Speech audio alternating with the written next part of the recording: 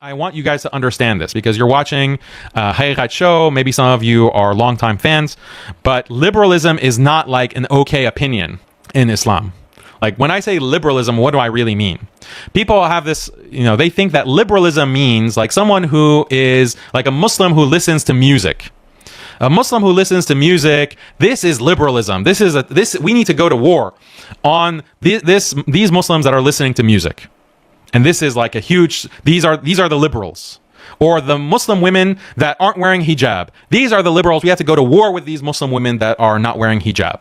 This is a misunderstanding, actually. This is a misunderstanding of what I mean when I say liberalism and what I have been preaching against for the past 12 years of public dawah. Someone who is listening to music or a Muslim sister who's not wearing hijab, that might be just a personal shortcoming. That might be a personal shortcoming. Maybe they're struggling with it, but they don't believe that it's haram. They don't believe that what they're doing is right or that's halal or that's permissible. They're just struggling. They're going through a struggle. They're not trying to change the deen. They're not trying to change Islam. And yes, it's not good. It's not good, and we should do islah. We should advise. We should take people privately and explain. We should understand their context. We have to do that. Like that, we have to do that to maintain our community. People are going to be at different levels of iman, and you have to have the brotherhood, or if you're a sister, the sisterhood to help your brothers and sisters and lift them up. And you lift them up by advising them, by correcting them, by maybe sometimes you just influence them in the right direction because a more direct approach might be ineffective. And you bring hikmah, you bring wisdom. That is perfect, great, excellent. And we all need to do this. We all need to do this. But that's not liberalism as I define it. That's not the big threat. That's not the big threat that we're facing. The threat that I've been calling out for over 12 years in public dawah, is liberalism, the ideology that religion has to be reformed.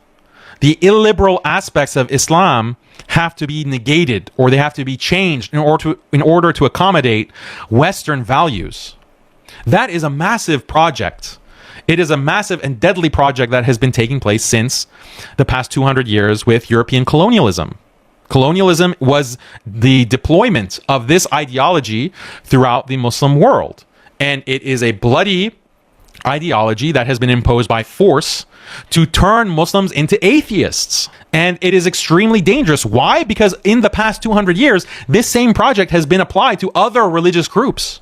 It has been applied to Christians. It has been applied to Jews. It has been applied to Hindus. It has been applied to Buddhists. It's been applied to animists and Native American religions and Aboriginal religions and African religions, pagan religions. All the world's religions have been attacked by this liberal force.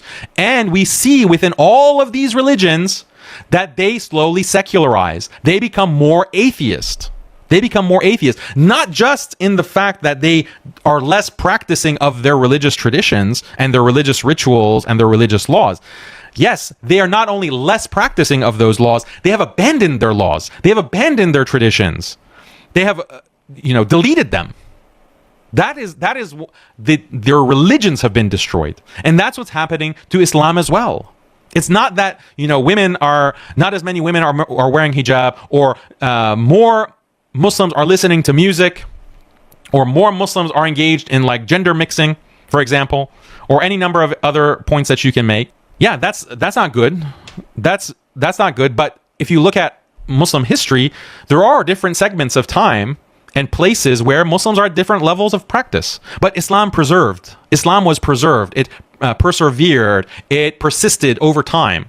Despite there being there's a lapse in the religiosity or the piety and the practice of one group of Muslims in one particular geographic location, one particular time. If that was the extent of the problem, yeah, you do islah.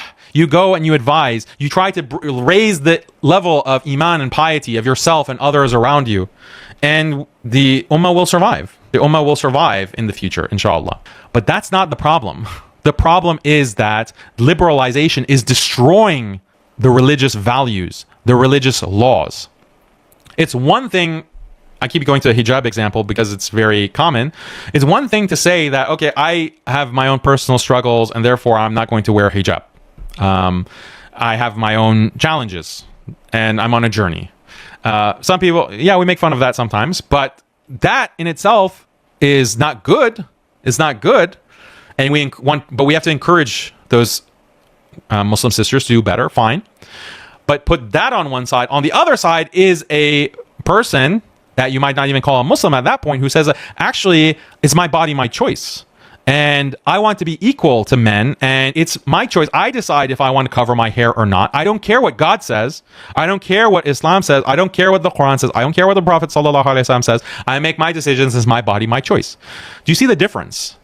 The second thing is kufr. The second thing is a deletion of Islam and the Sharia and the requirements of God. The first scenario is like a personal failing. It's like a personal challenge, a personal sin. And there's a lot of hope for that person that they will turn around and they'll make tawbah. Do you see the difference? The liberalism of the second example, that's liberalism. That's the dangerous cancer, because it's erasing Islam. When you say my body, my choice, that's erasing Islam. That's going completely contrary to the message of Islam, which is, no, your body belongs to Allah. Your body is an amana given to you by Allah. Allah decides what happens to your body. And when He commands you, you obey. And if you don't obey, then you are sinful and ask for forgiveness and make tawbah.